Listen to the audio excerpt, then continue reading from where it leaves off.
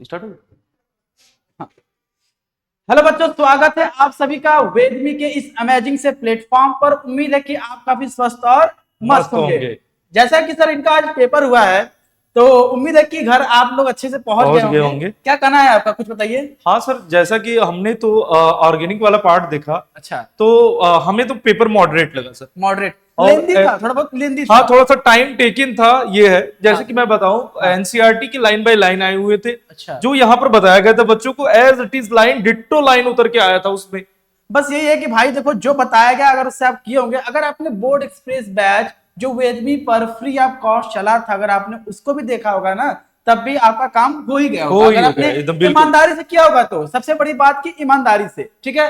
तो उम्मीद है कि जैसा भी आपका पेपर हुआ हो, आप कमेंट में जरूर बताइए कि हाँ कैसा आपका पेपर लगा। जैसे हम लोगों को लगा कि जो पेपर था उसका जो लेवल था वो मॉडरेट था। बच्चों का हाँ, मैसेज भी आया सर। हाँ, मैसेज से भी पता चला कि भाई हाँ, जो उन्होंने किया है मॉडरेटली उनका अच्छा हुआ है, ठीक ठाक हुआ है। तो अब हम लोग क्या करेंगे, जो आपका पेपर हुआ है उसका एनालिसिस करेंगे। मैं देखूंगा फिजिकल एंड इनऑर्गेनिक, और सर देखेंगे ऑर्गेनिक केमिस्ट्री का। ठीक है, तो स्टार्ट किया जाए। चलो चलिए सर, मैं स्टार्ट कर देता हूँ। जुड़ जाओ बच्चों जल्दी से, फास्ट। चलिए ठीक है। अच्छा, तो सबसे पहले फिजिकल एंड इनऑर्गेनिक केमिस्ट्री का तो मैं करूंगा। अच्छा, ध्यान देना इस बात की ध्यान देना कि जो हम लोग अगर ओवरऑल देखे, अगर मैं ओवरऑल बोल दूं, अगर मैं ओवरऑल बोलूं तो जो पेपर का लेवल था वो कैसा था, मीडियम कह सकते हैं। हार्ड नहीं था, मीडियम था, मीडियम कह सकते हैं। बट हाँ, ये बात भी ध्यान रखना आप लोग कि पेपर काफी लेंदी था, पेपर बहुत लेंदी था, लेकिन जो लेवल था वो मीडियम था। यानी एक एक क्वेश्चन में जो पार्ट थे वो आपको बड़े अच्छे से करने थे। ठीक है, एक छोटा सा पार्ट है, फिर भी उसमें आपको दिमाग लगाना था, लेंदी था, ऐसा नहीं कि बहुत ट्रिकी या हार्ड था। बट अगर आपने पढ़ा होगा वेदमी से या फिर एनसीईआरटी से, जहां से भी पढ़ा होगा, अगर ईमानदारी से पढ़ा होगा तो आप कर लिए होंगे। ठीक है, और क्या क्या आंसर पॉसिबल हैं उनके, वो सारा हम लोग अभी डिस्कस करने वाले हैं। ठीक है, सब कुछ अभी डिस्कस करेंगे। चलिए तो स्टार्ट करता हूं मैं। सबसे पहले पहला क्वेश्चन, कितना आसान क्वेश्चन, अगर आप देखें तो बहुत ही आसान क्वेश्चन है। इसमें ग्राफिकल क्वेश्चन पूछा गया था आपसे। ठीक है, पूछ रहा है कि कौन सा, देखो, विच of the following curve represent the first order reaction, कौन सा कर्व जो है फर्स्ट ऑर्डर रिएक्शन को रिप्रेजेंट कर रहा है। तो फर्स्ट ऑर्डर रिएक्शन में मेरे बच्चे आपने देखा है कि जो रेट होता है वो डायरेक्टली प्रोपोर्शनल होता है रिएक्टेंट के कंसंट्रेशन के पावर क्या होता है, 1 होता है। पावर क्या होता है, 1 होता है। ठीक है, यानी अगर रेट की बात करूं, यहां पर रेट की बात करूं तो कंसंट्रेशन बढ़ाने पर वो तो बढ़ेगा ना, ये तो कांस्टेंट कर दिया, ये तो पहले काट कर दो, फिर ये तो इस तरह से लॉगरिथम वाला ग्राफ बनाया, ये भी कट कर दो। अब हम लोग देखेंगे टी हाफ। देखो यहाँ पर वाई एक्सिस पर क्या दिया गया है, टी हाफ दिया गया है। ठीक है, तो ध्यान रखें आप कि जो टी हाफ होता है वो उस, अगर हम फर्स्ट ऑर्डर का देखते हैं टी हाफ, तो वो इनिशियल कंसंट्रेशन पे डिपेंड नहीं करता है, यानी सीधे चला जाएगा, सीधे चला जाएगा। इसका मतलब यहां पर बी ऑप्शन जो होगा बच्चा करेक्ट होगा, जो बी ऑप्शन होगा आपका वो करेक्ट होगा। उम्मीद है कि आपने भी करेक्ट किया होगा। जैसा किया होगा आप कमेंट में बता दो, जैसा किया होगा आपने कमेंट में बता दो। ठीक है, चलो अगला प्रश्न क्या है, which of the following solutions will have the lowest freezing point in water. Water में आपने डाला और उनका जो सॉल्यूशन बना, उस सॉल्यूशन में किस केस में सबसे कम फ्रीजिंग पॉइंट होगा। ध्यान देना, यहां पर क्या पूछा है, यहां पर आपको डेल्टा टीएफ नहीं पूछा है। ठीक है, ये देखो फार्मूला होता है ना, ये फार्मूला आपने देखा होगा। एम क्या है, मोलैलिटी या फिर कंसंट्रेशन। ध्यान दोगे तो सबका कंसंट्रेशन सेम है, ध्यान से देखो सबका कंसंट्रेशन सेम है, बस आई जो वैल्यू है वही जो होगा हमें बताएगा। आई की वैल्यू, जो वांट ऑफ फैक्टर की वैल्यू है, वही बताएगा, वही डिसाइड करेगा कि डेल्टा टीएफ किसका ज्यादा होगा। एंड डेल्टा टीएफ क्या होता है, डिप्रेशन इन फ्रीजिंग पॉइंट, और पूछा क्या था, लोवेस्ट फ्रीजिंग पॉइंट।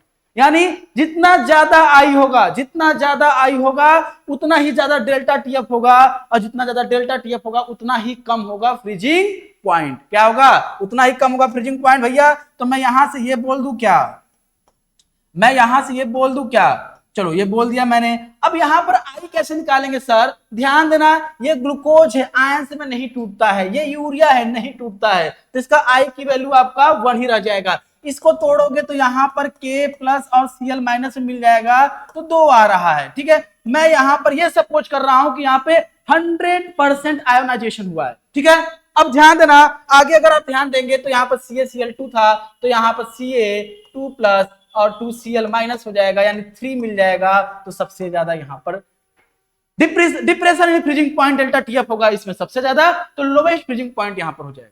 ठीक है, ठीक है, समझ में आया, समझ में आया। अगला सवाल भाई, ये तो इनऑर्गेनिक का एकदम बेसिक सवाल है भाई, एकदम बेसिक सवाल है एकदम। देखो पेपर जब मैंने देखा तो उसमें सबसे ज्यादा फिजिकल था, इनऑर्गेनिक तो नाम मात्र था, 2-3 क्वेश्चन देखा गया और ऑर्गेनिक था उससे। ठीक है, तो यहां पर देखोगे तो विच of the following is not a transition metal.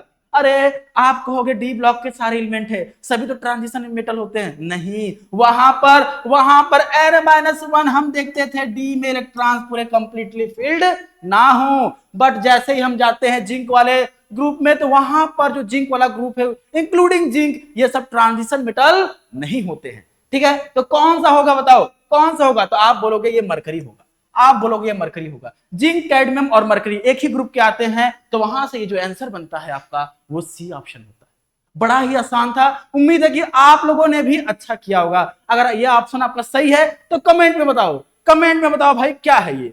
ठीक है, अगला क्वेश्चन ये भी देखो फॉर्मूला बेस्ड था। क्या कह रहा है क्वेश्चन आपसे? क्वेश्चन कह रहा है which of the following represent the fraction of molecules with energy equal to और greater than EA activation energy. तो आपको पता है कि आरएनएस चाचा ने क्या बोला था, आरएनएस चाचा ने ये रिलेशन दिया था, आरएनएस चाचा ने ये रिलेशन दिया था। यहां पे ध्यान देना क्या दिया था, उन्होंने रेट कांस्टेंट को ऐसे रिलेट कर दिया था, ऐसे रिलेट कर दिया था। ठीक है, तो यहां से ये जो पार्ट था, ये पार्ट इसी की बात कर रहा है, फ्रैक्शन ऑफ मॉलिक्यूल की बात कर रहा है यहां पर, यानी ये ऑप्शन आपका करेक्ट होगा। ये जो बी वाला ऑप्शन है ये करेक्ट होगा। बोल्ट्जमैन डिस्ट्रीब्यूशन कर्व जब आपको बताया गया था वहां पर ये आपका पोर्शन आया था। ठीक है, इसको याद करने के लिए आप आरएनएस इक्वेशन का हेल्प ले सकते हैं। ठीक है, हालांकि ये अब तो पेपर हो गया, उम्मीद है कि आपने भी ये करेक्टली किया होगा, करेक्टली किया होगा। अब देखो, अब इलेक्ट्रोकेमिस्ट्री से क्वेश्चन आ गया, बड़ा ही अच्छा प्यारा क्वेश्चन है, इलेक्ट्रोलिसिस का पार्ट है, बहुत ही प्यारा है। ठीक है, अब देखो क्वेश्चन क्या था, व्हाट विल हैपन, क्या होगा जब आप एक्वस सॉल्यूशन में CuCl2 का एक्वस सॉल्यूशन में इलेक्ट्रोलिसिस करोगे और वहां पर आपने प्लैटिनम इलेक्ट्रोड्स यूज किया है, प्लैटिनम इलेक्ट्रोड्स आपने यूज किया है। ठीक है, अब ध्यान देना इस बात को, अगर आप देखोगे तो आपको पता है कि जब हम इलेक्ट्रोलिसिस करते हैं, इलेक्ट्रोलिसिस जब हम करते हैं भैया, तो उसमें क्या करते हैं, क्या करते हैं, हमारे पास हम देखते हैं एक एनोड होता है, एनोड होता है, और एक क्या होता है, कैथोड होता है। क्या होता है? कैथोड होता है। तो एनोड पर क्या जाता है, एनोड देखो यहाँ पर ये पॉजिटिव चार्ज होता है, तो यहाँ पर एनायंस आते हैं। क्या आते हैं? एनायंस आते हैं। ठीक है, ठीक है, और ये जो कैथोड है, जो कैथोड है इस पर क्या जाता है, कैटायंस आते हैं, और ये निगेटिव चार्ज होता है। ठीक है, ये क्या होता है, निगेटिवली चार्ज होता है। अब ध्यान देने वाली बात क्या है कि यहां पर जब मैं CuCl2 को तोड़ रहा हूं पानी में, तो मेरे पास ये कैटायन, देखो यहाँ पे कैटायन क्या क्या मिल रहा है हमें, देखो हमारे पास कैटायन क्या क्या, एक बार ध्यान देना यहाँ पे, मैं अगर यहाँ कैटायन लिख दूं, कैटायंस, तो कैटायंस मुझे क्या मिलेंगे, एक तो मिल जाएगा Cu2+। ध्यान देना पानी की बात हो रही है, किसकी बात हो रही है, पानी की बात हो रही है, और पानी में H+ और OH- के रूप में टूटेगा, H+ और OH- के रूप में रहेगा, तो यहां से एक और कैटायन मिलेगा H+। ठीक है, अगर हम एनायंस की बात कर दे, एनायंस की बात कर ले, तो हमें यहां पर मिलेगा Cl- और क्या मिलेगा, OH-। अब इन कैटायंस में लड़ाई होगी, कौन जाएगा कैथोड पर, और एनायंस में लड़ाई होगी, कौन जाएगा एनोड पर। तो आपको पता है कि हाइड्रोजन से जो ज्यादा वाले होते हैं, जिसकी E0 की वैल्यू होती है प्लस में होता है, वो जाएगा कैथोड पर। ठीक है, और वहीं पर Cl- और OH- में Cl- जीत जाता है, तो Cl जाएगा आपका एनोड पर, यानी ये आएगा आपका एनोड पर ऐसे Cl2 के रूप में। ठीक है, अब हम लोग आराम से देखते हैं कि ऑप्शन कौन सा हमारा हो रहा है। लिखा है copper will deposit at anode. अरे पागल हो क्या, पागल हो क्या, कॉपर के ऊपर पॉजिटिव चार्ज, पॉजिटिव के पास कैसे जाएगा, नहीं जाएगा, ये तो आपने सोचा ही नहीं होगा। Hydrogen gas will be released at cathode, cathode पर हाइड्रोजन जाएगा, नहीं, यहां पर कॉपर जीत गया है, अब कॉपर जाएगा वहां पे, ये भी गलत, ये भी गलत। O2 gas will be released at anode, नहीं नहीं नहीं नहीं, यहां पर OH- का ऑक्सीडेशन नहीं हो रहा है, यहां पर Cl- का ऑक्सीडेशन हो रहा है, तो यहां पर ऑप्शन होता है आपका Cl2 gas will be released at anode. तो Cl2 गैस जो होगा बच्चा, वो आपका एनोड पर क्या हो जाएगा, रिलीज होगा। ठीक है, समझ में आया। उम्मीद है कि ये क्वेश्चंस आपको समझ में आए और मैं ये भी एक्सपेक्ट कर रहा हूं कि ये आसान से क्वेश्चन आप लोग सही करके आए होंगे। ठीक है, आप लोग सही करके आए होंगे। चलो बहुत अच्छे। अगला प्रश्न अगर हम देखें तो हमसे पूछा है द सेकेंडरी वैलेंसी। अरे ये क्वेश्चन बनाने वाले के ऊपर थोड़ा थोड़ा उसने रहम नहीं किया। अरे चाहता तो ये भी पूछ सकता था कि कोऑर्डिनेशन नंबर क्या होगा, लेकिन उसने रहम नहीं दिखाया भैया, रहम नहीं दिखाया, पूछ दिया सेकेंडरी वैलेंसी। वर्नर थ्योरी में आपने पढ़ा था कि वहां पे जो आपका मेटल वहां पे दो वैलेंसी होती है, एक होता है प्राइमरी और एक होता है सेकेंडरी। अरे बाप रे बाप, इसने थोड़ा सा भी दया नहीं दिखाया, बड़ा बेरहम था पेपर बनाने वाला। प्राइमरी जो होता है वो क्या होता है, वो होता है ऑक्सीडेशन स्टेट। सेकेंडरी वाला क्या होता है, वो होता है कोऑर्डिनेशन नंबर। क्या होता है, कोऑर्डिनेशन नंबर। ठीक है, कोऑर्डिनेशन नंबर होता है। ठीक है, चलो ये होता है आपका कोऑर्डिनेशन नंबर। अब आपसे पूछा है कि ये जो कॉम्प्लेक्स है इसका कोऑर्डिनेशन नंबर क्या है, तो आपको पता है कि मेटल से जो जुड़े हुए लिगेंड हैं वही उसका कोऑर्डिनेशन नंबर हो जाएगा। सिग्मा बॉन्ड से जो जुड़े हुए हैं, तो आपको पता है कि NH3 तो यहाँ पर दोनों ही यहाँ पर क्या है हमारे मोनोडेंटेड है, तो यहाँ पर ये 5 प्लस 1 यानी 6 हो जाएगा, तो इसका डी ऑप्शन होगा। क्या आपने भी डी ऑप्शन लगाया है, कमेंट करके बताओ, क्या आप लोगों ने भी डी ऑप्शन लगाया है?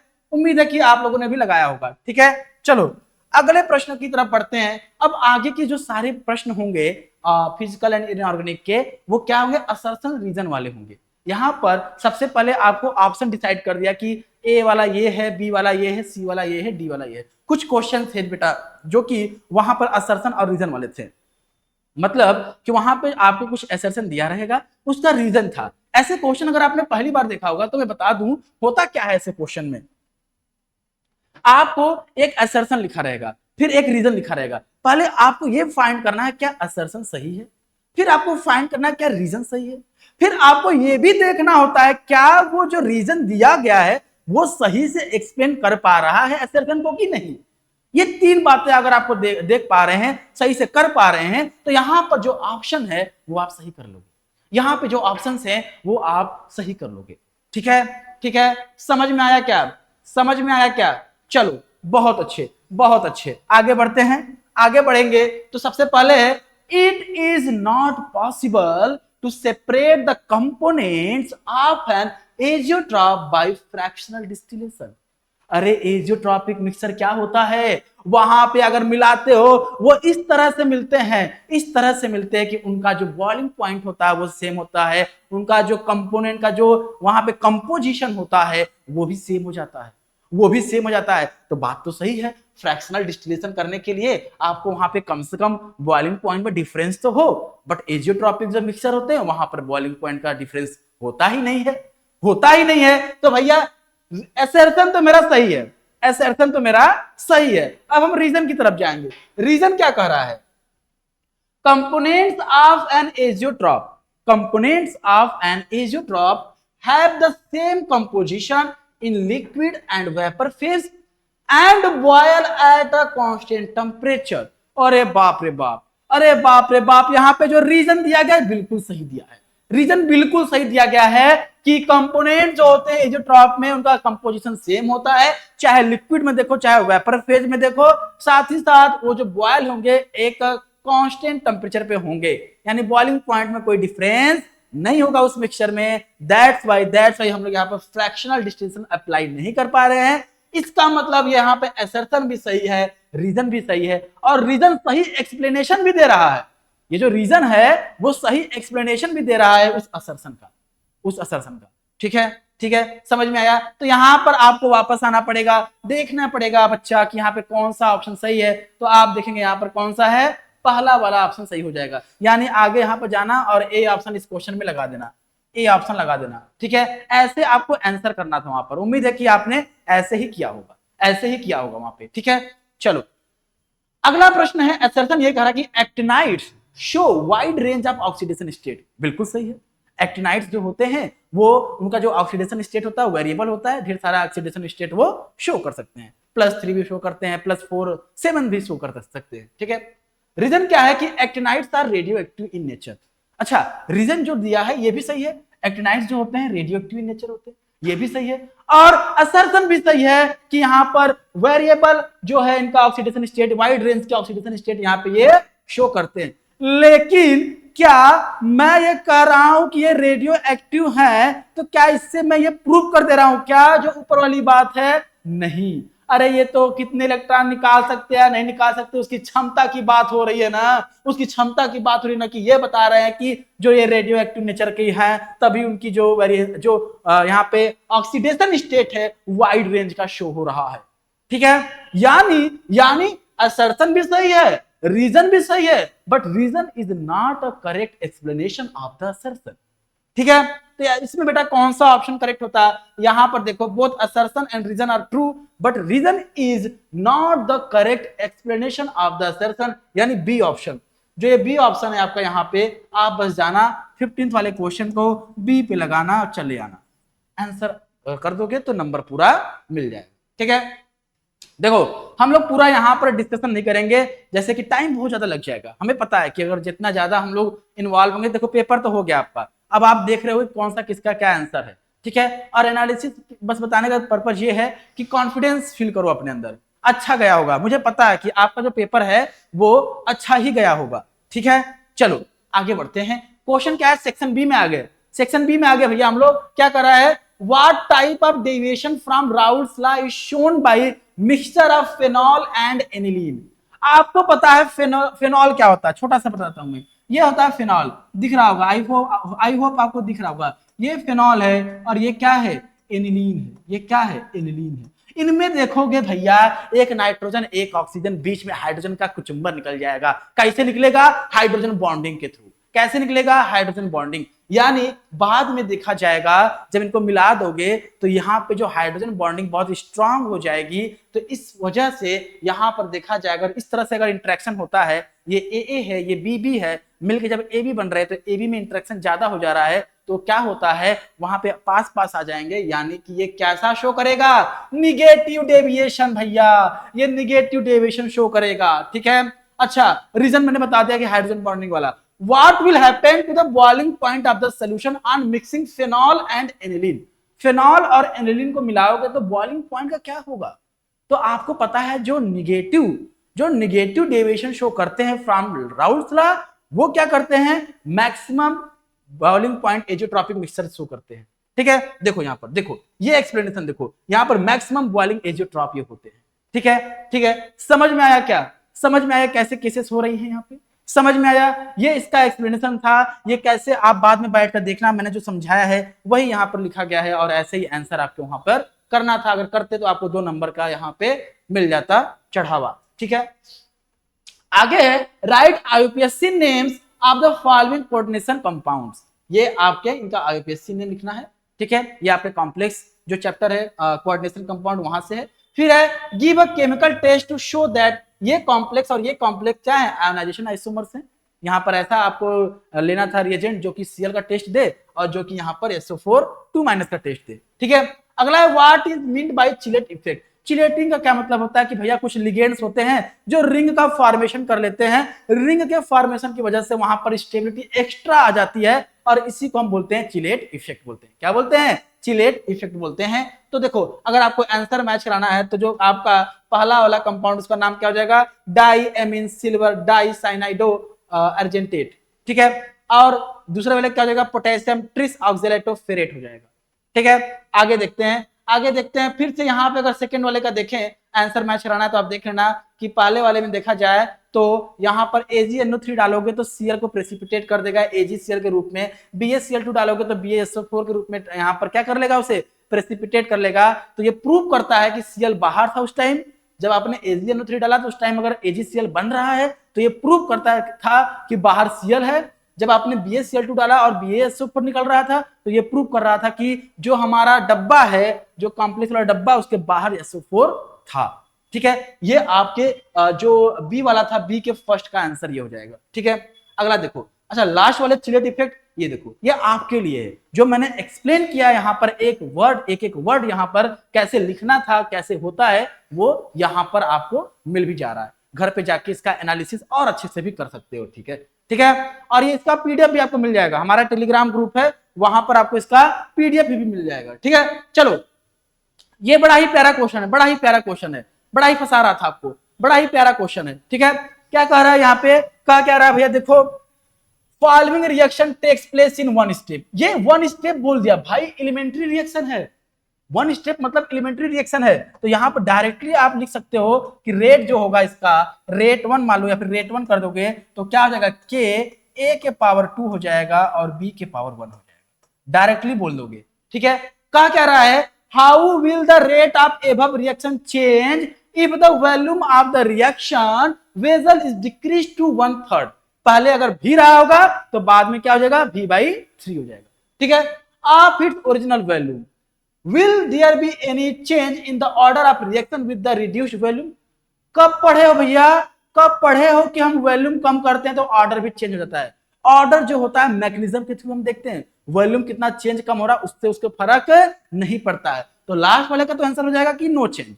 ठीक है, कोई चेंज नहीं होगा ऑर्डर में। अब देखो अभी कैसे सॉल्व करेंगे इसको, तो रेट 1 तो ये हो जाएगा आपका। ठीक है, अच्छा इसको मैं और अच्छे से अगर लिख दूं तो यहाँ पे लिखूंगा रेट 1 इक्वल टू के, और यहां पर number of moles of A upon V का स्क्वायर, यहां पर number of moles of B upon V का पावर 1। ठीक है, ठीक है, अच्छा रेट 2 क्या हो जाएगा, जब v/3 हो जाएगा तो आप कहोगे रेट 2 तो ये हो जाएगा क्या, ये हो जाएगा क्या, ये v/3 रहेगा, मैं 3 को ऊपर लिख दूंगा, तो कुछ ऐसा आएगा क्या, कुछ ऐसा आएगा क्या, बोलो कुछ ऐसा होगा क्या, हाँ सर कुछ ऐसा होगा।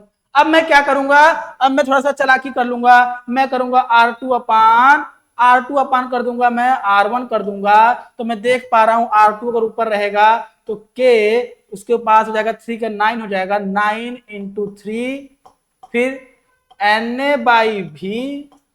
ठीक है, यहां क्या हो जाएगा NB/V। अब नीचे करूंगा मैं सेम, तो K यहां पे बस वैसे लिख दो, यहां पे Na/V और NB/V। अब भैया उठा के बस कैंसिल करना था आपको, कुछ करना नहीं था, कैंसिल करना था यहाँ पे आपको, तो यहाँ पे जो R2 हो जाएगा वो 27 टाइम्स ऑफ R1 हो जाएगा। जो रेट होगा वॉल्यूम को 3 गुना घटाने के बाद जो रेट बढ़ेगा वो 27 गुना बढ़ जाएगा, वो 27 गुना बढ़ जाएगा। ठीक है, समझ में आया, ऐसे ही आपको करना था और इसका जो लास्ट वाला आंसर था वो नो लिखना था। ठीक है, उम्मीद है कि ये आपको समझ में आ रहा होगा और मैं भी ये एक्सपेक्ट कर रहा हूं कि आपने अच्छा किया होगा, आपने अच्छा किया होगा। ठीक है, ठीक है, चलो अभी आगे और बढ़ते हैं, हम लोग आगे बढ़ते हैं। अगला क्वेश्चन देखो, ये तो बच्चा एकदम लल्लू पंजू वाला क्वेश्चन है, कैसे किए होगे तुम, यहाँ पर सिंपली आपने कुछ किया नहीं होगा, जैसे कि यहाँ पर आपके पास ये है, ठीक है, ये गैसेस है, सब क्या है, गैसेस है, क्या है, सब गैसेस है। क्या बोला है कि क्या है, ये बोला है कि फर्स्ट ऑर्डर से यहाँ पर डिकम्पोजिशन हो रहा है, तो देखो यहाँ पे कुछ करना नहीं था आपको, कुछ करना नहीं था यहाँ पे आपको। क्या है कि शुरुआत में जब टाइम जीरो था तो प्रेशर कितना था, आप बोलोगे टाइम जीरो पे प्रेशर यहाँ पे 0.30 था, यहाँ पे 0 था, फिर टाइम 30 सेकेंड पर क्या हो जाएगा, ये 0 टाइम पर था, ये 30 सेकेंड पर क्या हो जाएगा, ओवरऑल यहाँ मान लो 30 है, इसमें से कुछ x गया होगा, फिर ये x बना होगा, फिर ये x बना होगा, टोटल निकालोगे, अगर टोटल प्रेशर निकालोगे तो इसको ऐड कर दोगे तो 0.30 प्लस x आ जाएगा।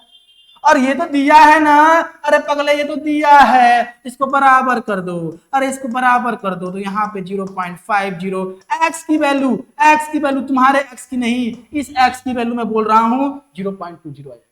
अगर आप इसी को इसमें पुट कर देंगे तो कितना आएगा, ये आ जाएगा आपका 0.10। ठीक है, बस यहाँ पे हमें क्या लगाना है, KT इक्वल टू 2.303 लॉग में PI अपन PF क्या हुआ, PI 0.30, PF हो जाएगा 0.10। पुट करोगे कितना आंसर आना चाहिए तुम्हारा, ये जो K की वैल्यू अगर तुम्हारी इतनी आ रही है तो आपने सही किया, अगर इतना नहीं आ रहा है तो फिर आपको स्टेप मार्किंग मिलेगा, अगर आपने इन स्टेप्स जैसे मैं किया हूं वैसे स्टेप्स को अगर आपने किया होगा। ठीक है, ठीक है, चलो अब देखो, अब ये लंबे क्वेश्चन है, यहाँ कुछ करना नहीं है। Why is the equilibrium constant Kc related to E nought cell and nought to the E cell, अरे एट इक्विलिब्रियम तो ये 0 हो जाता है ना, तो कहां से इक्वल होगा, नहीं होगा। ठीक है, two metals A and B have standard electrode potential value, एक का -0.24, एक का प्लस 0.280। अब बोल रहा है कौन सा इसमें से एसिड में से हाइड्रोजन गैस निकाल लेगा, अरे एसिड में से हाइड्रोजन गैस निकाल वही सकता है जो कि हमारे एक्टिविटी सीरीज में हाइड्रोजन से ऊपर रहता है, यानी जिसकी जो वैल्यू होती है स्टैंडर्ड की वो निगेटिव में होती है। पॉजिटिव वाले नहीं कर पाते हैं। यानी यहाँ पर एक ट्रिक भी मैंने पढ़ाते बताया था कि हाइड्रोजन के जो छाप होता है, अगर ये आ गए तो ये इनकी इतनी क्षमता नहीं कि एसिड में से हाइड्रोजन निकाल दे, इनके इतनी क्षमता नहीं है कि इसमें से हाइड्रोजन निकाल दे, और इनकी जो वैल्यू होती है ई नॉट की वो क्या होती है, पॉजिटिव होती है। क्या होती है, पॉजिटिव होती है। ठीक है, तो समझ में आ गया कि ए वाला कर पाएगा, बी वाला की औकात इतनी नहीं है। अच्छा आगे क्या है, write the cell reaction which occurs in lead storage battery. Purely ये आपको लिखना था, ये याद करना था। मैंने बताया था पढ़ाते वक्त कि भैया इसको पूरा याद कर लो, वही रिएक्शन यहाँ पर आ गया। क्या है, अब मरकरी सेल क्या है, उसकी एडवांटेजेस क्या है, और यहाँ पर कैसे उसके रिएक्शंस होते हैं, वो सारा चीज आपको बता दिया गया था। ये सब याद करने वाली चीज है। अगर आप भूल गए होंगे तो पहला देखो रिलेशन बिटवीन के एंड ई नॉट सेल, यहां से आप देख लोगे। आगे बढ़ूं तो दूसरा वाले का आंसर यहां पर आपके पास है। जो मैंने एक्सप्लेन किया है वही यहां पर मिलेगा, जो मैंने हर में एक्सप्लेन किया है वही आपको मिलेगा। चार्जिंग का रिएक्शन क्या है ये देखो। अगला देखो, बी वाले मरकरी सेल के बारे में सारा इंफॉर्मेशन देख लो। तो ये चीजें ऐसे आपको करनी थी, जो यहाँ बताया गया है उसको सिर्फ फॉलो करना था, हम पे ट्रस्ट करना था, और ट्रस्ट करते तो आपका जो रिस्पांस होता और अच्छा होता। उम्मीद है कि हुआ भी होगा। अगर जिसने ट्रस्ट किया है, बहुत बच्चों का मैसेजेस एंड कॉल आया कि उनका पेपर अच्छा हुआ है, तो उम्मीद है कि आपका भी अच्छा हुआ होगा। ठीक है, आगे बढ़ते हैं। Calculate the boiling point of solution containing इतना ग्राम ऑफ बेंजोइक एसिड। अरे भैया इसमें कुछ करना नहीं था, पहले इंफॉर्मेशन जो था उसको लिख लेते। ठीक है, इंफॉर्मेशन के बाद स्टेप 1 था कि मोल्स ऑफ बेंजोइक एसिड निकाल लो, फिर क्या था मोलैरिटी निकालो, फिर उसके बाद वांट ऑफ फैक्टर देख लो। ठीक है, निकालने के बाद वहां पे एलिवेशन इन बॉइलिंग पॉइंट निकाल लोगे। ठीक है, लास्ट में बॉइलिंग पॉइंट ऑफ सॉल्यूशन भी निकाल लोगे। कुछ करना नहीं था, ऐसे क्वेश्चन में कुछ नहीं करना था।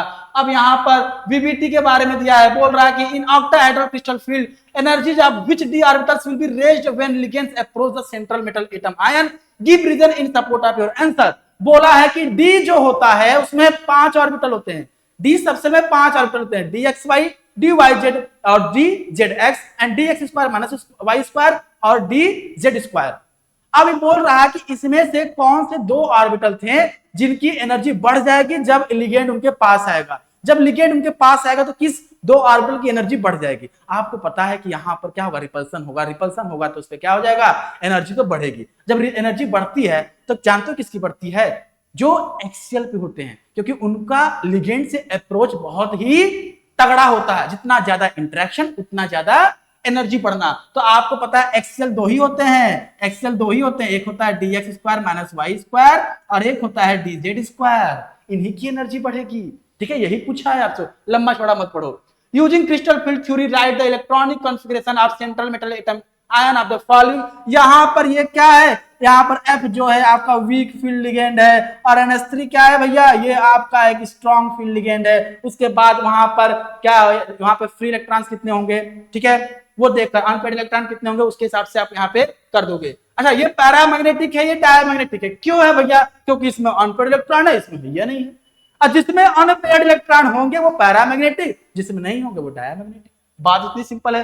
Right hybridization and magnetic behaviour of the complex. इसका हाइब्रिडाइजेशन निकालना है आपको, और इसका मैग्नेटिक बिहेवियर क्या होगा ये सब बताया गया, आपको सब बताया गया है। एक एक का आंसर यहाँ मिल जाएगा। जिसको नहीं समझ में आया वो यहाँ पर आंसर भी देख सकता है। ठीक है, आगे क्या है, from the given data of in at values answer the following question.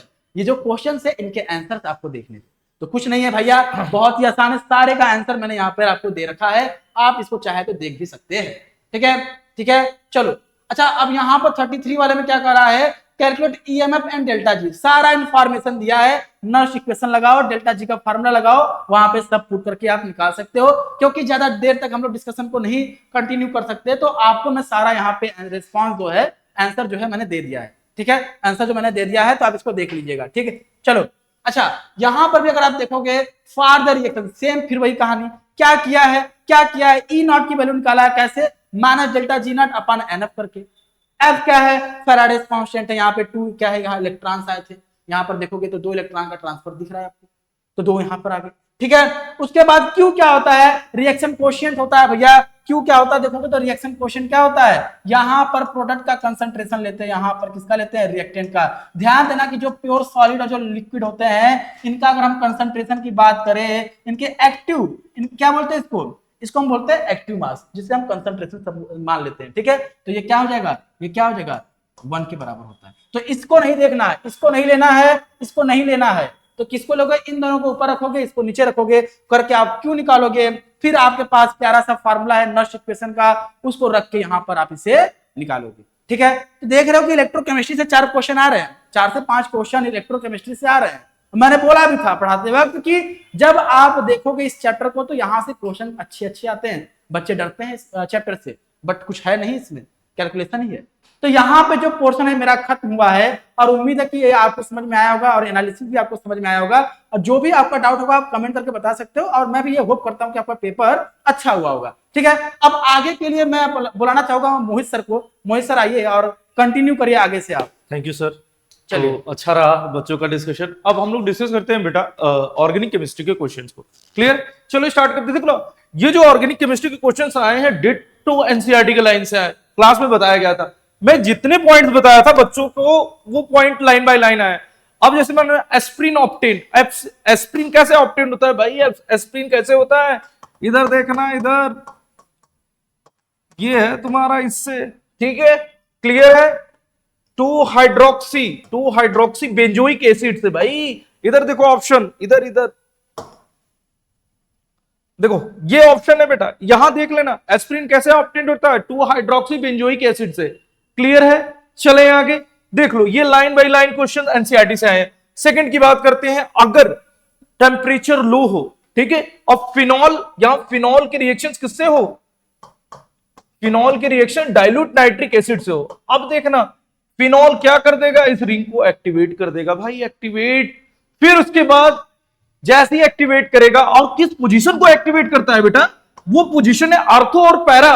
Clear है, देख लो ये सब लाइन दी गई है एनसीईआरटी में। अब देखना आर्थो पैरा एक्टिवेट कर दिया तो यहां देखो क्या आएगा प्रोडक्ट भाई, और आर्थो नाइट्रो, यहां देखो आर्थो नाइट्रो फिनॉल आएगा भाई, ये सॉल्यूशन है। ध्यान से देख लो, यहां देख लो इस पॉइंट को देखो ध्यान से, इधर आर्थो पैरा नाइट्रोफिनॉल आएगा। Phenol is the strong activating group. Clear है, और ये किस पोजीशन को एक्टिवेट करता है बेटा, ये पोजीशन कौन सा करता है, आर्थो और पैरा को। क्लियर है, चलो अब बात करते हैं यहां क्वेश्चंस की। अब देखना, which of the following is not true about enantiomer. Enantiomer के बारे में पूछ रहा है बेटा, इधर देखना, पहले पॉइंट्स को देख लो ध्यान से, इधर देखो, दे हैव सेम केमिकल, अरे भाई केमिकल रिएक्टिविटी तो सेम होता है उसका, तो ये क्या है, सही है। अब यहां देखना, they have same species rotation, अरे भाई सेम स्पेसिफिक रोटेशन नहीं होता, एक होगा आर तो एक होगा एस, तो कौन सा ऑप्शन गलत है, ऑप्शन नंबर बी। क्लियर है, चलो अब देखना ये सॉल्यूशन है बेटा, इधर देखना, यहां एक पॉइंट देख लेना ध्यान से जरा, इधर देखना, यहां देखना, they have same specific rotation, enantiomer have identical physical properties such as melting point, boiling point, refractive index. Clear है, यहां तक कोई डाउट, चले आगे देख लो बेटा इधर। अब बात करते हैं यहां से, अब यहां देखना बड़ा बढ़िया क्वेश्चन है ये। अब यहां पर क्या पूछा है, aniline on direct nitration yield. Aniline जब रिएक्शंस करता है बेटा, नाइट्रेशन जब होगा एनिलीन का, इधर देखना, इधर जब एनिलीन का नाइट्रेशन होगा, ध्यान से देखना, अब देखना एनिलीन है ये, अब एनिलीन क्या होता है, यहां देखना, अब यहां अमोनियम आयन में कन्वर्ट हो जाता है भाई, अमोनियम वाला पार्ट आ जाता है जो डीएक्टिवेटिंग ग्रुप होता है। क्लियर है, तो ये क्या करता है, जो इनकमिंग इलेक्ट्रोफाइल्स होते हैं वो बेसिकली मेटा पोजीशंस पे आते हैं। क्लियर है, तो अब ध्यान से देखना, जो इसका आंसरिंग है वो क्या है, तो सबसे ज्यादा जो प्रोडक्ट फॉर्म होगा, जो यील्ड होगा प्रोडक्ट का, वो सबसे ज्यादा किसका होगा, मेटा का होगा। क्लियर है, फिर उसके बाद किसका होगा, उसके बाद किसका होगा बेटा, किसका, यहां देख लो, यहां अब देखना, यहां पर देखना, इधर अब देखना मेटा कितने परसेंटेज का है, इधर आर्थो कितना है 47%, और यहां पर पैरा क्या है 2%। यहां तक क्लियर है, कोई डाउट। अब देखना यहां पर, चलो नेक्स्ट क्वेश्चन की बात करते हैं यहां पर। अब देखना ये एनसीईआरटी के लाइन का है। अब देखना बेसिक स्ट्रेंथ पूछ रहा है, पीके, लो पीके मतलब स्ट्रॉन्ग बेस। क्लियर है, लो पीके मतलब स्ट्रॉन्ग बेस। अब यहां एमीन्स के बारे में पूछ रहा है, तो अगर हमें बेसिक स्ट्रेंथ निकालना है बेटा, तो हमें देखना पड़ेगा कि नाइट्रोजन के पास जो इलेक्ट्रॉन डेंसिटी है, सबसे ज्यादा किसके पास है इलेक्ट्रॉन डेंसिटी। अब ध्यान से देखना, अब यहां देखना फिनाइल रिंग है, अब देखना फिनाइल रिंग इधर है, क्लियर है। अब देखना ये इलेक्ट्रॉन विड्रॉइंग ग्रुप है, यहां पर तो पॉजिटिव कैरेक्टर इंक्रीज करा, इसको हटा देते हैं, क्लियर है। अब बात करते हैं इन दोनों का, अब इन दोनों में ये डोमिनेट नहीं कर पाएगा तो इसको हटा देते हैं। अब इन दोनों की बात करते हैं, ध्यान से देखना बेटा इधर, ध्यान से देखना बेटा इधर, जैसे मैंने बात किया यहां पर,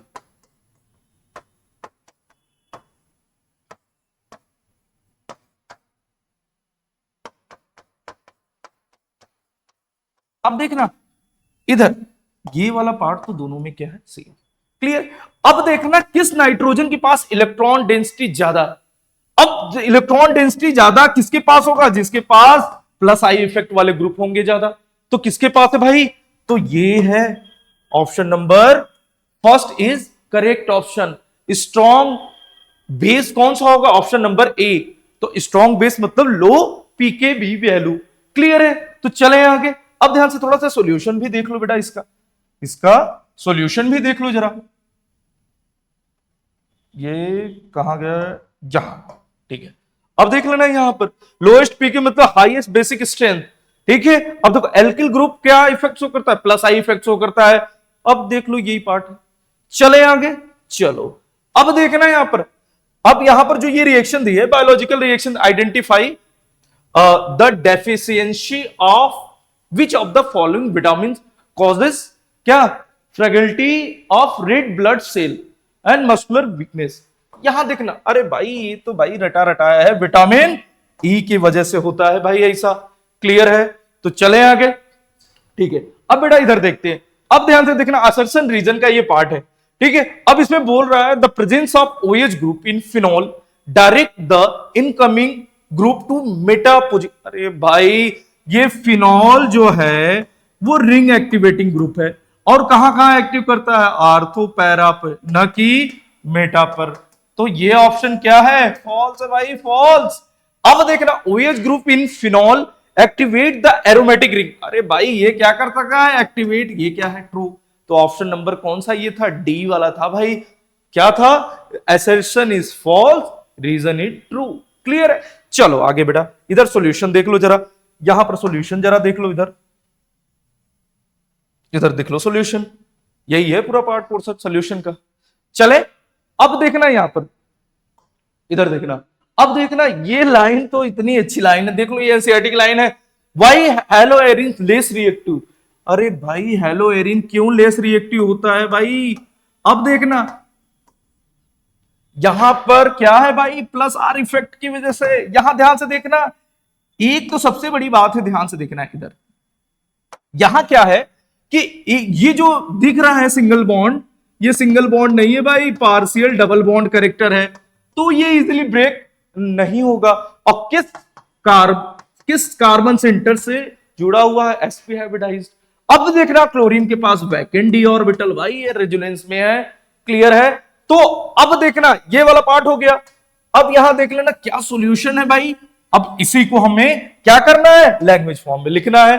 लिखना क्या है, देखो यहां रेजोनेंस इफेक्ट होगा, पहला पॉइंट जो बताया था मैंने, यहां देखना यहां क्या है भाई, रेजोनेंस इफेक्ट है, फिर उसका हाइब्रिडाइजेशन का ये कॉन्सेप्ट है, क्लियर है। चले आगे, अगर हमें CX बॉन्ड दिख रहा है तो पहले हमें कंफर्म करना पड़ेगा कि उसके बगल में डबल बॉन्ड तो नहीं है भाई।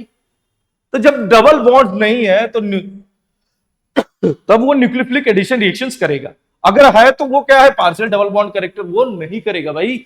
चलो आगे, यहां देखना, अब देखना ये ग्लूकोज वाले पार्ट का पहला क्वेश्चन क्या है, यहां अगर हमें दे दिया, ध्यान से देखना, अगर हमें ग्लूकोज दिया और HI के प्रेजेंस, HI और रेड फास्फोरस, क्लियर, फास्फोरस के प्रेजेंस में, इधर देखना जैसे मैंने बात किया इधर,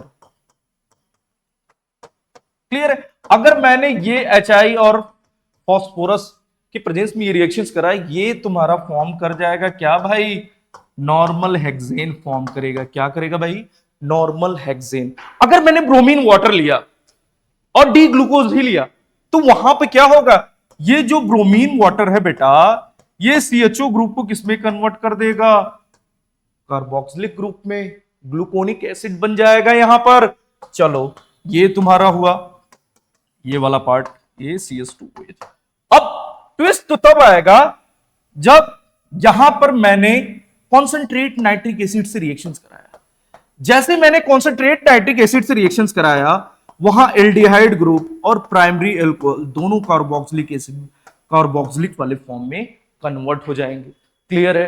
तो देख लो कितना इजी रिएक्शंस है, कितना इजी रिएक्शंस है। अब सॉल्यूशन भी देख लो बेटा। अब क्या करो, सॉल्यूशन भी देख लो। पहला पार्ट देखो यहां पर, यहां देखना, फिर ये फर्स्ट पार्ट है नॉर्मल हेक्सेन हो गया, अब यहां ग्लूकोनिक एसिड हो गया। थर्ड वाला पार्ट देख लो बेटा, इधर ये देखना साइट्रिक एसिड हो गया। क्लियर है? चलें आगे। चलो अब मैं बात कर रहा हूं, यहां ध्यान से देखना, इधर यहां देखना। अब फर्स्ट पॉइंट यहां रिएक्शन दिया पड़ा है, बोला है carboxylic acid acids have higher boiling point than alcohol. क्यों? अरे भाई यहां पर क्या है, कार्बोक्सिलिक एसिड ये जो दिख रहा है वाटर में, ये क्या फॉर्म करता है, हाइड्रोजन बॉन्डिंग। यहां जो दिख रहा है इसका इफेक्टिव मॉलिक्यूलर वेट की अगर बात करूं हम, तो इफेक्टिव मॉलिक्यूलर वेट 120 होता है, क्योंकि ये इंटरमोलिकुलर हाइड्रोजन बॉन्डिंग फॉर्म कर लेता है, डाइमर फॉर्म में एग्जिस्ट करता है बेटा। किसमें एग्जिस्ट करता है? डाइमर फॉर्म में भाई, डाइमर। क्लियर है? अब देखना यहां पर ये हाइड्रोजन बॉन्डिंग कर रहा है बेटा, ये CH3। तो इसके लिए हम लोग यूज क्या करते हैं, इफेक्टिव मॉलिक्यूलर वेट। क्लियर है? तो ये क्या है तुम्हारा बेटा, डाइमर है, डाइमर। तो मोनोमर फॉर्म इसका नहीं, डाइमर फॉर्म में ज्यादा है। क्लियर है? चले आगे। अब देखना था, अब ये पूछ रहा है कि एल्डिहाइड और कीटोन के अल्फा हाइड्रोजन एसिडिक होते हैं क्यों? अरे बेटा रेजोनेंस की वजह से, रेजोनेंस की वजह से। ध्यान से देखना, अगर मैं बात करूं यहां पर, ये देखो 2 3 हाइड्रोजन, अब मान लो इन दोनों साइड में कीटोन ही कर दूं। क्लियर है? अब यहां पर बात करूं एक साइड में, मान लो ये एल्डिहाइड वाला पार्ट है, इधर कर दिया। अब यहां का मैंने हाइड्रोजन अगर मैं यहां से निकालू, नेगेटिव चार्ज है, तो ये नेगेटिव चार्ज रेजोनेंस के थ्रू क्या हो जा रहा है बेटा, स्टेबलाइज्ड हो जा रहा है। क्लियर है? समझ में आया? दोनों में सेम कॉन्सेप्ट यूज करेंगे रेजोनेंस का। अब बात किया यहां पर nucleophilic addition of ammonia and its derivative does not occur with carbonyl group in strong acidic medium. अरे भाई स्ट्रॉन्ग एसिडिक मीडियम में अमोनिया अमोनियम आयन फॉर्म कर देगा। क्या कर लेगा? अमोनियम आयन फॉर्म कर लेगा भाई, अमोनियम आयन। तो वो रिएक्शंस को नहीं देगा। देखना 1 2, अब ये थर्ड वाला पार्ट है, देख लो इधर, strong acidic medium the carbonyl oxygen get protonated and ammonium ion भी प्रोटोनेटेड हो जाएगा, दोनों रिपल करने लगेंगे भाई। ठीक है? चलो अब मैंने बात किया, देख लो यहां पर, अब ये देखो रायमंड टीमन रिएक्शंस का पार्ट है। क्लियर है? अब रायमंड टीमन रिएक्शंस में एक चीज बताते हैं, ध्यान से देखना, ध्यान से देखना बेटा। अब देखना यहां पर थोड़ा सा एक ट्विस्ट वाला बात है, रिएक्शन तो इजी है, क्लियर है, क्वेश्चन सबने सॉल्व कर लिया होगा ये। अब देखना यहां पर रायमंड टीमन रिएक्शंस में ध्यान से देखना, तो क्लोरोफॉर्म होता है, वो सोचा कि आज की चल के हम क्या करेंगे, 20 को बेहोश कर देंगे। क्लियर है? ऐसा सोचा। अब ये जैसे ही इसके पास गया, अब ये स्ट्रॉन्ग बेस है, ये सोचा इसको बेहोश करेंगे। अब बेहोश करने की जगह क्या है, और यहां पर बेस का OH, अब देख रहा बेस क्या किया, OH इसका हाइड्रोजन लेके भाग गया। अब ये रोने लगा। क्लियर है? रोने लगा, तो इधर इसको पोटेशियम मिला, पोटेशियम, पोटेशियम जब मिला तो पोटेशियम से ये अपना दुख सुनाने लगा। ऐसे सुनते सुनते पोटेशियम भी इसका क्या किया भाई, पोटेशियम क्या किया भाई, इसका एक और क्या कर दिया, क्लोरीन लेके भाग गया। अब सिचुएशन खराब हुई, अब ये रोने लगा। अब रोने लगा कि इसका हेल्प कौन करेगा, अरे भाई फिनॉल तो सबका हेल्प करता है भाई, इलेक्ट्रॉन रिच है भाई इसके पास। क्लियर है? चलो अब यहां तक ये क्लियर हुआ, कोई डाउट? अब देखना कोल्बे प्रोसेस में क्या है भाई, कोल्बे प्रोसेस क्या है, ये तो बार बार हर साल पूछता है भाई। क्लियर है? देखो इधर यहां पर ये कोल्बे का प्रोसेस है, और यहां पर फ्रीडल क्राफ्ट एसाइलेशन रिएक्शन से भाई। अब देखना ये किस पोजीशन को एक्टिवेट करता है, आर्थो और पैरा को। अब देखना यहां पर क्या होगा, एसाइल कार्बोकैटायंस बनेंगे और आर्थो पैरा पे सब्स्टिट्यूट होंगे। क्लियर है? चले आगे। अब देखना, अब सबसे बढ़िया क्वेश्चंस अगर कुछ लगा पेपर में तो ये वाला क्वेश्चन लगा आइसोमर्स का। बोल रहा है compound X with molecular formula, compound दिया है, इसका मॉलिक्यूलर फॉर्मूला क्या है भाई, C4H9 ब्रोमीन। क्लियर है। अब जैसे ही ऐसे कंपाउंड्स मिले, पहले चेक कर लो क्या वो सैचुरेटेड है कि अनसैचुरेटेड। तो हमने जब देखा तो ये क्या हुआ भाई, मैंने क्या बोला था आइसोमर्स में कि जब यहां पर अगर हमें मोनोवैलेंट स्पीशीज दिख जाए तो उसको किससे रिप्लेस करते हैं भाई, डबल बॉन्ड इक्विवेलेंट कैलकुलेट करने के लिए किससे, अरे भाई हाइड्रोजन से, भाई हाइड्रोजन से। अब ये फॉर्मूला क्या है, सैचुरेशन का है, तो डिग्री ऑफ अनसैचुरेशन कितना हुआ 1, या इसको बोल सकते हैं डबल बॉन्ड इक्विवेलेंट कितना हुआ, अरे भाई 0 है भाई 0, मतलब ये सैचुरेटेड हाइड्रोकार्बन, इसमें डबल बॉन्ड प्रेजेंट नहीं है। क्लियर है। अब ध्यान से देखना, ये चीज जब हमें पता चल गई, क्लियर है। अब यहां पर आगे देखते हैं, तो अब यहां से तुम्हें क्या करना है, ध्यान से देखना, इधर इधर में हमें क्या करना है, जैसे ये चीज हमें दिख जाए तुरंत हम इसको आइसोमर्स भी बना लो भाई, आइसोमर्स भी बना लो। तो इसके आइसोमर, जैसे मैं बात करूं नॉर्मल, अगर नॉर्मल ब्यूटेन की बात करूं तो एक ये ब्यूटेन में 2 आइसोमर्स एग्जिस्ट करते हैं, ठीक है। अब 2 आइसोमर्स में ब्रोमीन का क्या करेंगे, सब्स्टिट्यूशन कर देते हैं। अब ध्यान से देखना, एक ब्रोमीन तो यहां मिलेगा, एक ब्रोमीन यहां मिलेगा, यहां पर ब्रोमीन सेम है, 2 मिले इससे, और एक क्या हो जाएगा, ध्यान से देखना, एक यहां ब्रोमीन मिलेगा, क्लियर है, और एक कहां मिलेगा भाई, एक यहां पर ब्रोमीन मिलेगा। क्लियर। देखना क्वेश्चन कितना इंपॉर्टेंट है, ये पार्ट हुआ, इतने आइसोमर्स मिले हमें, स्ट्रक्चरल आइसोमर्स मिले इसके। क्लियर है। क्वेश्चन आगे बढ़ते हैं। देखो अब बोला compound X with molecular formula क्या है, C4H9 ब्रोमीन, ठीक है। रिएक्ट विथ एक्वस, बोल रहा है एक्स जो है एक्वस की यूएस से रिएक्ट कर रहा है, ठीक है, यूएस से रिएक्ट कर रहा है, ठीक है, टू गिव एल्कोहल, और ये क्या गिव दे रहा है, एल्कोहल दे दिया भाई, क्या कर रहा है, एल्कोहल, ठीक है।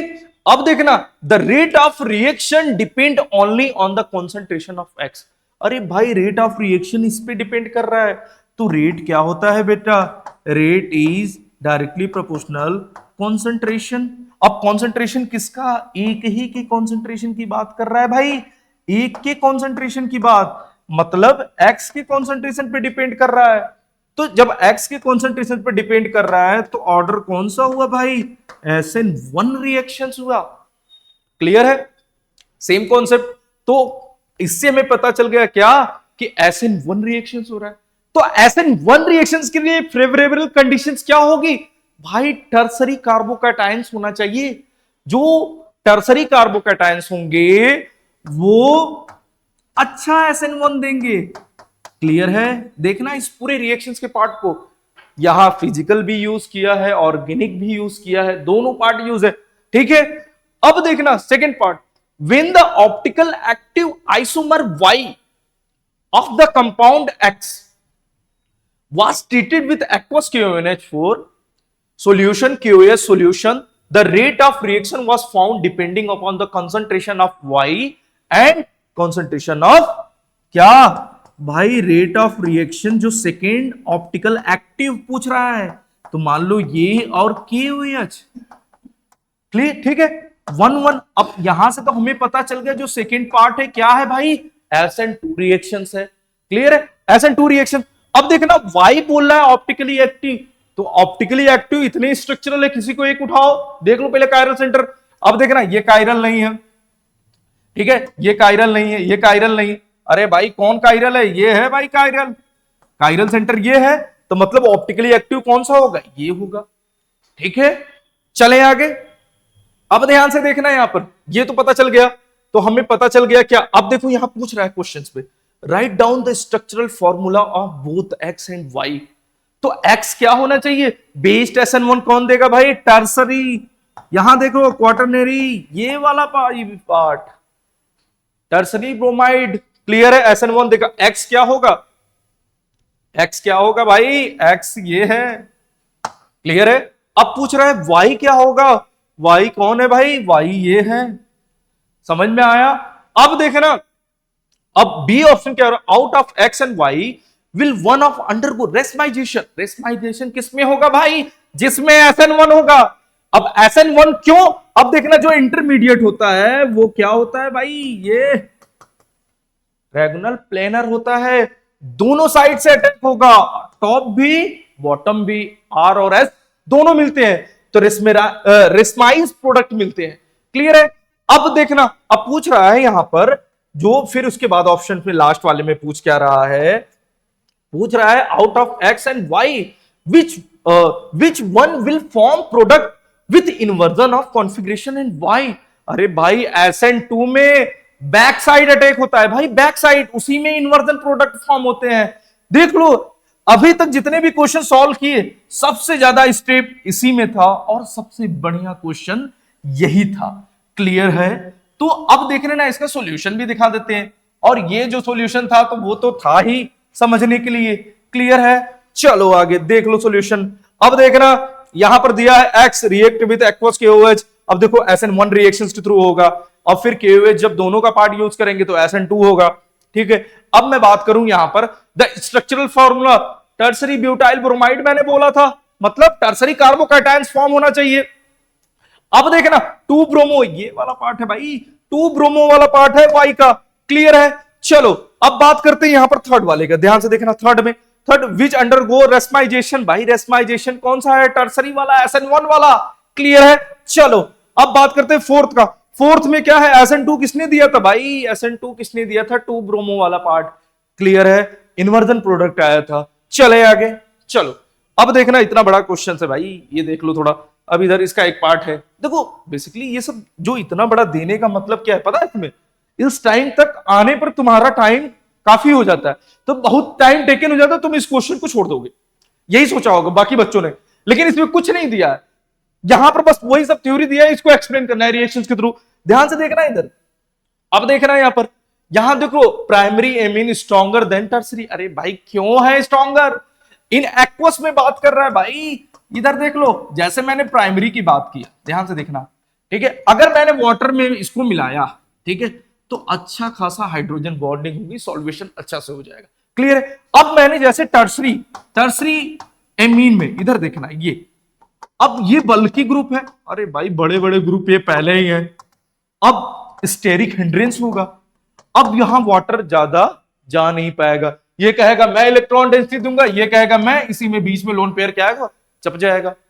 जब चप जाएगा तो फिर वाटर आएगा, हाइड्रोलिसिस होगा ही नहीं। ठीक है, सॉल्वेशन अच्छा से होगा नहीं, इसमें अच्छा सा हाइड्रोजन बॉन्डिंग है। बस यही रीजन है भाई, यही रीजन लिखना था। अब देखना सेकंड रिएक्शंस में क्या है। अब सेकंड रिएक्शंस में जो पार्ट यूज हुआ है, इतना कंफ्यूज, ये देखो हाफ मान ब्रोमोएमाइड रिएक्शंस है। क्लियर है? प्राइमरी एमीन फॉर्म होगा, फिर बेस से रिएक्ट करेगा और ये पार्ट यूज करेगा। चलो अब देखना यहां पर इसका जरा सॉल्यूशन जरा देख लो बेटा, इधर देख लेना बेटा इसका सॉल्यूशन। देखना ये प्राइमरी एमीन है, देख स्टेरिक हिंड्रेंस के कारण। अब देखना यहां पर जैसे मैंने बात किया अभी, देखो यहां पर ये हाफमान ब्रोमोएमाइड रिएक्शंस है, प्राइमरी एमीन बना, ये सेकंड वाला पार्ट में क्या हुआ? N-methyl बेंजेनामाइड बन गया भाई, बेंजेनामाइड। क्लियर है? चलो अब मैं बात करूं यहां पर बी वाले ऑप्शंस की, यहां the compound X with molecular formula दे। अब देखना यहां पर ये तुम्हारा क्या है?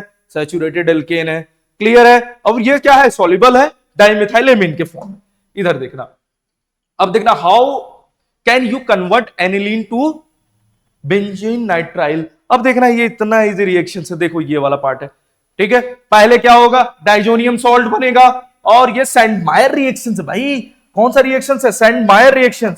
अब देखना यहां पर, अब यहां पर पूछ रहा है why NH2 group of aniline acetylated before carrying out of nitrate. अरे भाई जैसे ही नाइट्रेशन होगा तो वहां अमोनियम आयन फॉर्म हो जाएगा, जो एक्टिवेटिंग ग्रुप था वो डीएक्टिवेटिंग हो जाएगा भाई, इसीलिए होता है। ध्यान से देखना इधर। चलो अब यहां क्वेश्चन देखते हैं, organic compound x has the molecular formula this. अब देखना इस मॉलिक्यूलर फॉर्मूला से डबल बॉन्ड इक्विवेलेंट देख लेना बेटा, 1 है, तो 1 होने से क्या पता चला?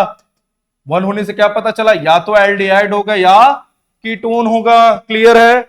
अब देखना यहां पर ये जो ऑप्शन, यहां से ये पता चल गया बेटा।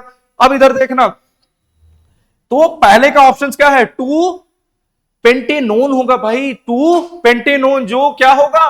Does not give Tollens test, बस गिव पॉजिटिव आइडोफॉर्म टेस्ट भाई। चलो अब यहां देखना, अब सेकंड वाले पार्ट में क्या है? Does not give Tollens test and iodoform test but undergo aldol condensation में क्या होना चाहिए, अल्फा हाइड्रोजन प्रेजेंट होना चाहिए बेटा। चलो आगे देखते हैं, इधर ध्यान से देखना बेटा, इधर इस क्वेश्चन की बात करते हैं। अब यहां ध्यान से देखना हमें क्या करना है कि हमें कन्वर्ट करना है क्या, बेंजोइक एसिड बनाना है और गिवन है एसिटोफिनोन दिया है उससे, और यहां देखना ये वाला, ये एक पार्ट ये है, एक पार्ट ये है, ये तो इजी वाली रिएक्शंस है। तो यहां तक तो बेटा क्लियर हो गया। अब हम लोग बात करते हैं, थोड़ा आते हैं सर। अब देखना बेटा क्लास का जो पीडीएफ है, तो ये तुम्हारे टेलीग्राम तो चैनल सबसे का, पहले मैं बता दूं कि बहुत अच्छे से सर ने आपको एक्सप्लेन किया सब कुछ, और उसके बाद आपको बताया भी कैसे उसे लिखना है, ये भी एक्सप्लेन किया सर ने और समझाया भी। तो उम्मीद है कि जो एनालिसिस हम लोगों ने किया है केमिस्ट्री पेपर का, वो आपको बड़ा अच्छे से समझ में आया भी होगा, और कहाँ गलतियां किया होगा आपने वो भी आपने वहां पे नोटिस किया होगा। ठीक है सर।